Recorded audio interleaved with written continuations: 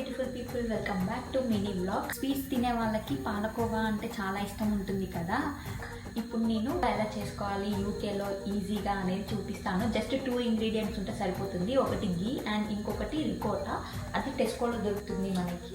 Ricotta ఇది ఒకటి, ఘీ ఒకటి, కొంచెం షుగర్ ఉంటే సరిపోతుంది. ఘీ షుగర్ మనకి ఇంట్లో దొరుకుతుంది. రికోటా ఒకటి మనం కొనుక్కొచ్చుకోవాలి.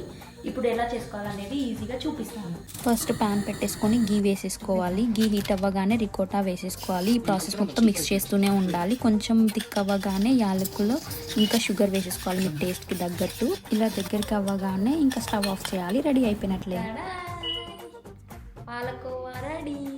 నేను వేడిది ఆ గిన్నెలో వేసాను. మనకి ఏ షేప్ కావాలంటే ఆ గిన్నెలో వేసుకొని మంచిగా ఇట్లా చేసుకోవచ్చు. ఇప్పుడు చల్లారిపోయింది. ఇప్పుడు టేస్ట్ చూద్దాం ఎలా ఉందని.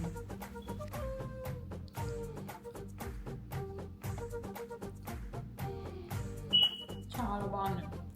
సేమ్ పాలకోవాలానే ఉంది. కొంచెం కలకండ్ టేస్ట్ కూడా వస్తుంది. నీకు ఎట్లా అనిపించింది? బాగా యమ్మీ ఉంది. మీరు కూడా చేసేసుకోండి, చాలా ఈజీ. బాయ్.